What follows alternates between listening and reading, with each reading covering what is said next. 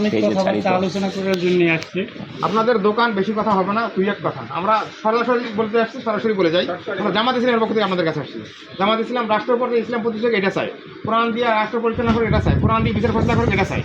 আপনারা কি চান না কোরআন দিয়ে রাষ্ট্র পরিচালনা করা হোক? যদি চান তার সমর্থন করতে পারেন। হ্যাঁ, আমরা সমর্থন করি কোরআন দিয়ে রাষ্ট্র পরিচালনা, এটাই। আসসালামু আলাইকুম। আমরা জামাত ইসলামের দাওয়াত নিয়ে আপনাদের কাছে আসছি। জামাত ইসলাম কোরআন দিয়ে রাষ্ট্র পরিচালনা করে এটা চাই। আমি তো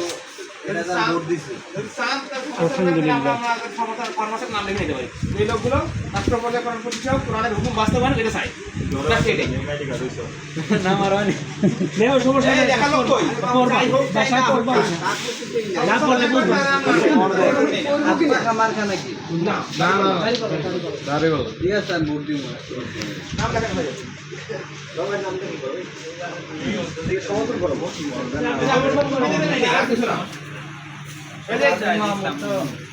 যেমন নামাজ হজ যাকাত তাহলে আল্লাহর হুকুম না, তাহলে আইন বিধান রাষ্ট্রনীতি অর্থনীতি সমাজনীতি ওইটাও আল্লাহ। তাহলে আমরা নামাজের যদি কেউ বাধা সমর্থন করে তাহলে কারণটা আমরা মানব। তো আমাদের সহযোগিতাই রাষ্ট্র ব্যবস্থায়ও দেখা যাচ্ছে এমন যারা আল্লাহ কোরআনকে না মাইনে নিজেরা সংবিধান করবে। এখন এটাকে কি আমরা সমর্থন করি? শুধুমাত্র আল্লাহর বিধান জারি হোক সকল ক্ষেত্রে, আমরা যেন কোনো এর মধ্যে কোনো কিছু শরিক না করি। শুধুমাত্র আল্লাহর দেওয়া জীবন ব্যবস্থার জন্য আমাদের পূর্ণাঙ্গ জীবন আল্লাহর কাছে উপস্থিত করতে পারি। যেহেতু যাইতেই হবে আল্লাহর কাছে, উপস্থিত আমাদের হইতেই হবে।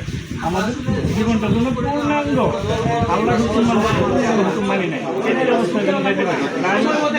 ইবাদতই রব দেখি আহার, কোনো রবের আমার রবের কোনো বিধান যেন এটাই আমাদের চাওয়া। বুঝতে পারছেন?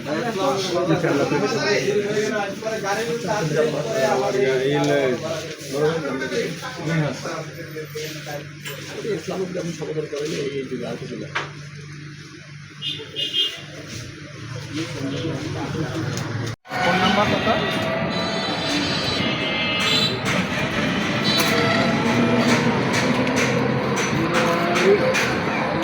ওই মুরব্বীর সাথে নিয়ে রেখেছেন না? উনি কেনা বাড়িছে